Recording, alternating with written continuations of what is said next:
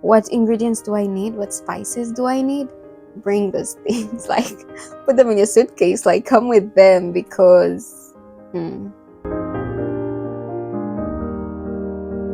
Hi guys, welcome back to my channel. If you're new here, hi, my name is Hope.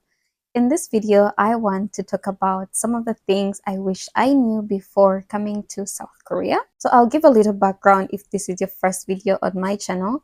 I came to Korea in 2018 to study. So I came for my undergraduate degree and I am currently doing my master's. So I have been in Korea for about 6 years now. Yeah, and I like it here. I totally recommend.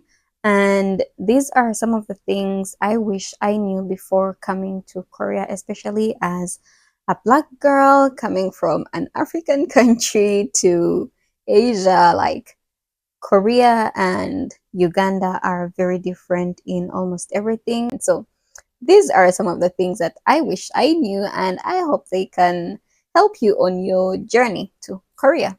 The first thing I wish I knew, and one of the things that were kind of very hard for me to get used to, is the Korean education system. I think the Korean education system leans more towards cramming than actually really understanding.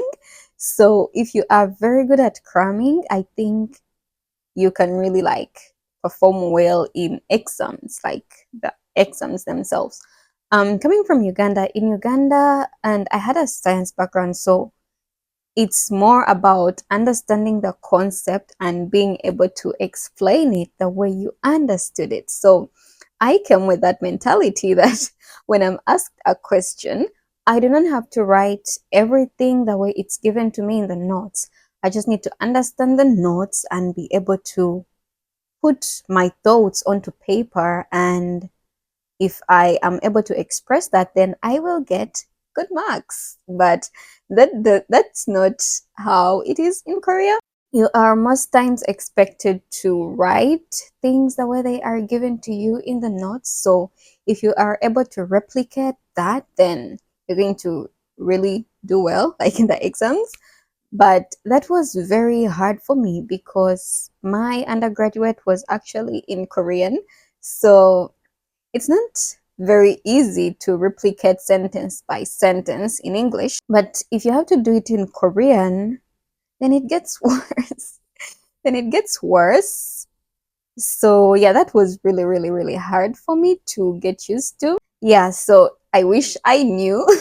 I wish I knew that I need to be cramming stuff. It would have like helped me build that, muscle. But well, it's the cramming is good for the exams, but you also need to be able to understand the concepts for yourself, of course. And I still don't understand why that is. Like, why?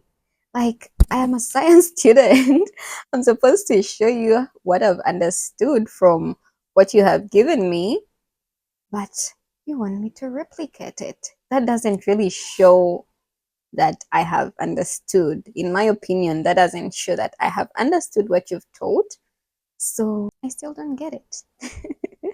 Well, number two, as a black girl, as a black girl coming to Korea, I wish I knew how hard it would be to handle my natural hair. Guys, braiding hair is expensive in Korea. So, like, if I wish I knew how to do my hair like before, actually, because when I came to Korea, I didn't know anything about doing my hair, taking care of it in any way. Everything that I learned it here when I just had no choice. So I wish I had that skill actually before. Though learning it here has actually been very helpful as well. It's expensive to braid your hair here in Korea. So you need to spend like more than 100,000 Korean won. And for me, that's not an amount I would like to spend on hair before and even now.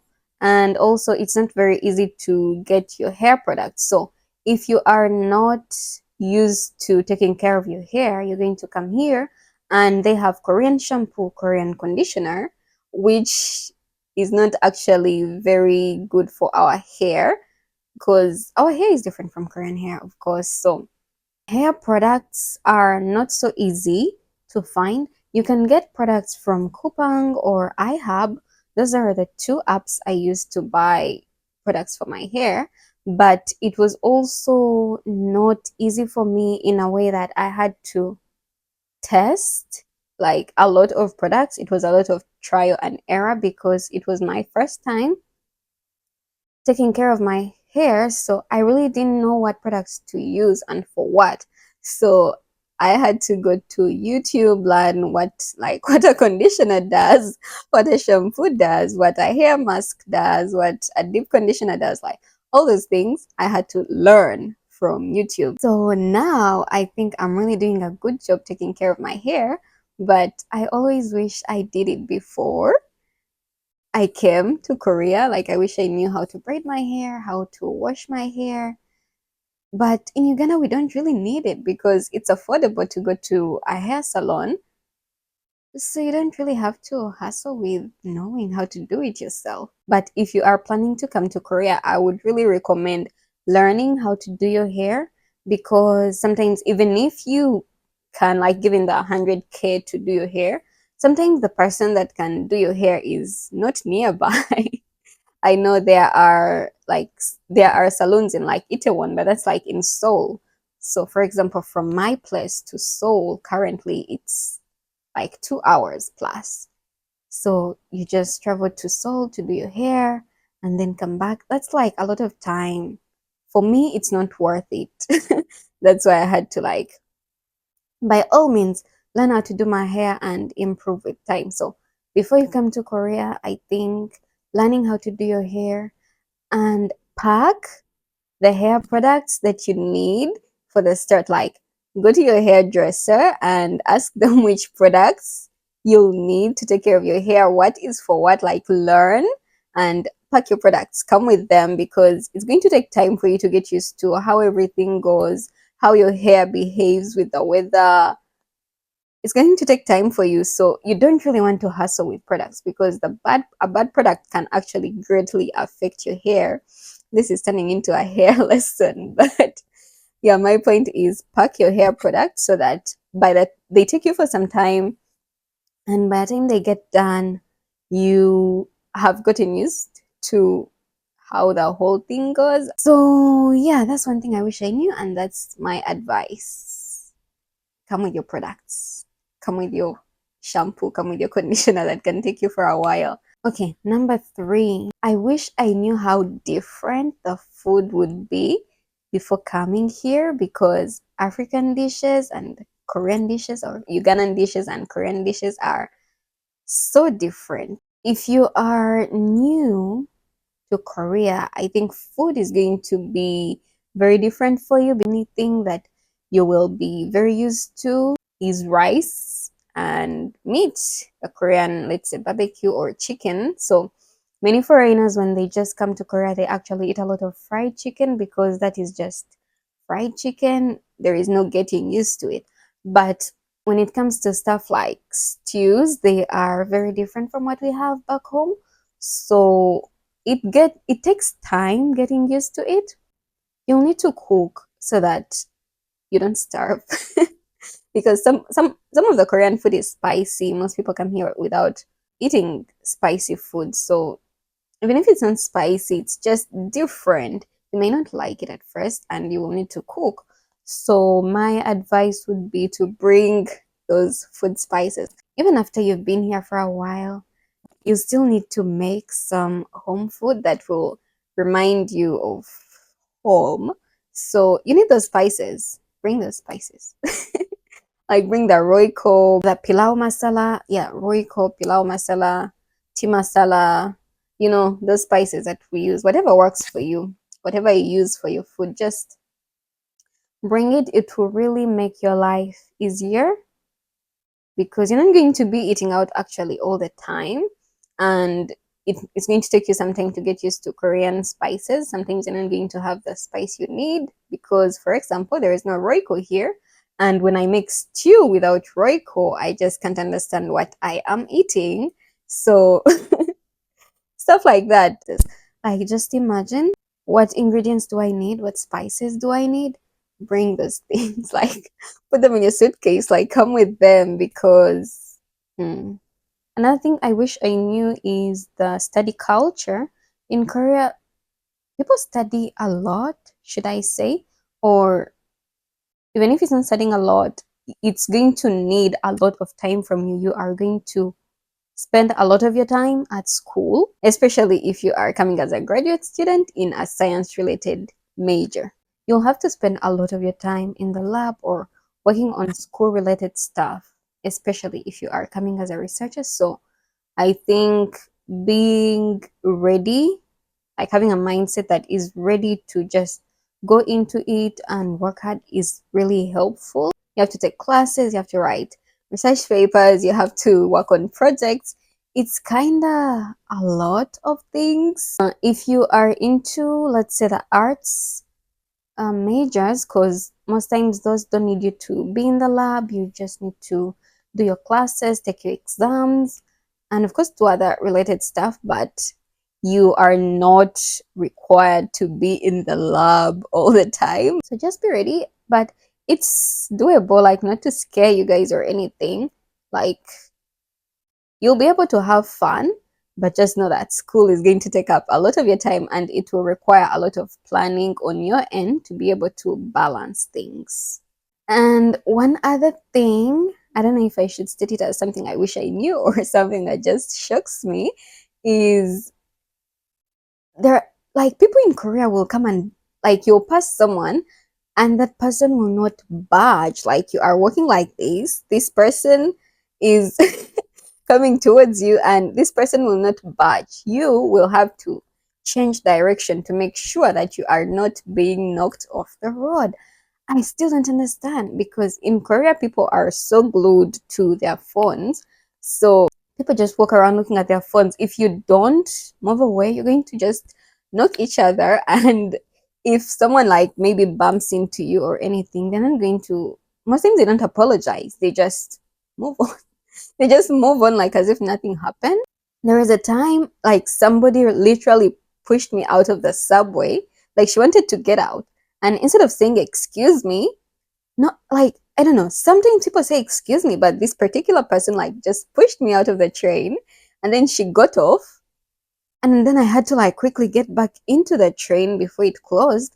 But I just imagine, like, so what if the doors had closed and what if I had gotten an accident or something? And this person, like, just stormed off, you know? Because Koreans are very friendly people, but I still don't understand why stuff like that happens. So in case it happens to you when you come to Korea, I hope you won't be so surprised. If someone just bumps into you, don't really expect a sorry. Don't be entitled to an excuse me or anything. Just go on with your day. The last thing, which is actually very important, is I wish I knew that Korean is very, very important. I know, like, from Africa, we all know English and maybe one other language, you know? So sometimes you'll be like, I think I can survive, but Korean is the main language spoken here.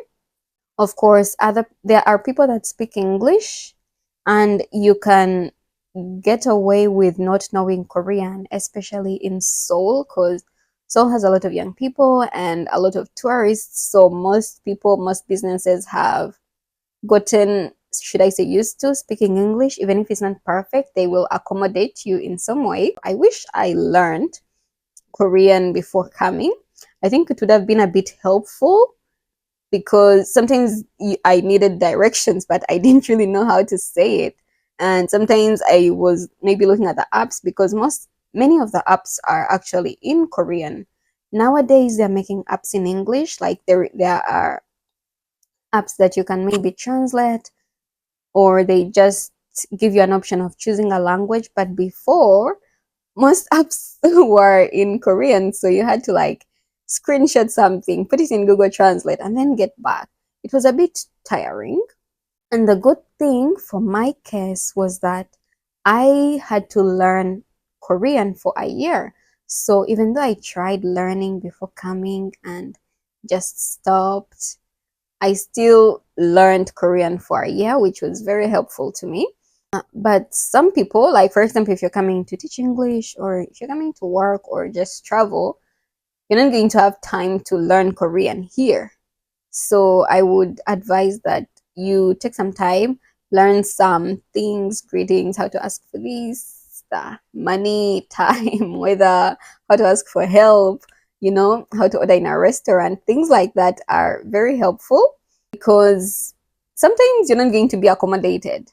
Like, for example, if you go to a city that's not Seoul, where there are not so many people that use English, then you're going to have to use like the translator, or sometimes you just need to be able to speak what the translator is telling you. So, yeah, I would really, really recommend learning some Korean before you come to Korea. It will greatly improve your experience here. I think if you are trying to learn Korean on your own, I would recommend Talk to Me in Korean. I used Talk to Me in Korean before. It was free before, but I think it's being paid for right now. But there are many videos on YouTube that you can use to learn some basic Korean. You can use Duolingo, of course. Also, watch some videos about Korea, like about life in Korea, so that you know what to expect, like so that you're not just completely like zoned out and you're completely surprised by everything. So that's it for the things that I wish I knew before moving to Korea 6 years ago. Of course, like a lot has changed for me ever since. I had to adapt in a lot of ways, but if I was to advise someone before they came to Korea, these are some of the things I would advise them to take into consideration before they moved here. I hope this video has been helpful. Let me know in the comments if it has been, and I hope you enjoyed it. Also, don't forget to subscribe and like and share with someone that you know is interested in coming to Korea, or someone that will benefit from this video. I appreciate you watching as always, and I will see you in the next one. Bye.